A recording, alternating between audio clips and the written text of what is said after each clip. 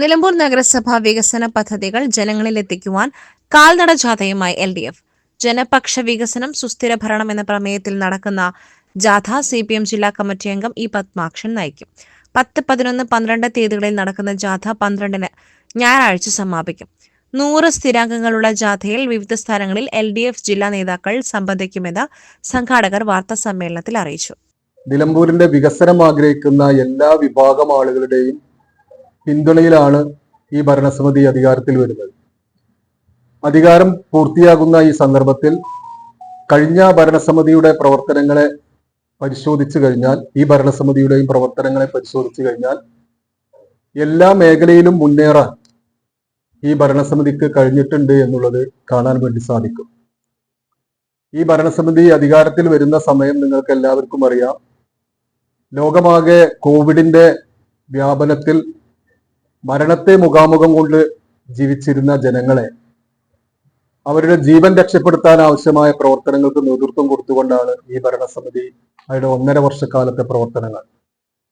അതുകൊണ്ട് തന്നെ കോവിഡ് പ്രതിരോധ പ്രവർത്തനങ്ങൾക്കും ജില്ലയിൽ ആദ്യമായി ഒരു നഗരസഭയിലെ മുഴുവൻ ജനങ്ങൾക്കും ആദ്യ വാക്സിനേഷൻ പൂർത്തിയാക്കുന്ന നഗരസഭയ്ക്കുള്ള പുരസ്കാരം ജില്ലാ കളക്ടറിൽ നിന്ന് ഏറ്റുവാങ്ങാൻ വേണ്ടി ഭരണസമിതിക്ക് കഴിഞ്ഞു.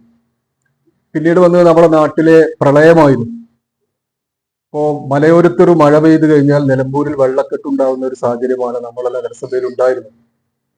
ജനതപ്പടിയിലും വെളിയന്തോടിലും ജ്യോതിപ്പടിയും ഉൾപ്പെടെ നഗരമാകെ വെള്ളത്തിൽ മുങ്ങിയിരുന്ന സാഹചര്യമാണ് ഉണ്ടായിരുന്നതെങ്കിൽ ഇതിന് ശാസ്ത്രീയ പരിഹാരം എന്ന നിലയിൽ ഡ്രെയിനേജുകളുടെ നവീകരണം പൊതുമരാമത്ത് വകുപ്പിന്റെ സഹായത്തോടു കൂടി വെളിയന്തോടും ജനതപ്പടിയിലും ജ്യോതിപ്പടിയിലും പുതിയ ഡ്രെയിനേജുകളുടെ നവീകരണവും വെളിയന്തോട് ജനതപ്പടി ജ്യോതിപ്പടി തുടങ്ങിയ പ്രദേശങ്ങളിലും നഗരസഭയുടെ സമീപത്തെ എല്ലാ പ്രദേശങ്ങളുടെയും തോടുകളുടെ നവീകരണ പ്രവർത്തനത്തിൽ ഏതാണ്ട് 4 കോടിയോളം രൂപ സംസ്ഥാന ഗവൺമെന്റിന്റെയും നഗരസഭയുടെയും പണം ഉപയോഗപ്പെടുത്തിക്കൊണ്ട് നവീകരിക്കാനും ഇന്ന് ആ പ്രശ്നത്തിന് പരിഹാരമാകുന്ന ഒരു സാഹചര്യത്തിലേക്കും നമ്മുടെ നഗരത്തിന് പോകാൻ വേണ്ടി കഴിയുന്ന സാഹചര്യം. 2020 നിലമ്പൂർ നഗരസഭയിൽ അധികാരത്തിലേറിയ LDF നേതൃത്വത്തിലുള്ള ജനകീയ വികസന മുന്നണി ഭരണസമിതിക്ക് നിലമ്പൂരിൽ വികസന മുന്നേറ്റമുണ്ടാക്കുവാൻ സാധിച്ചു.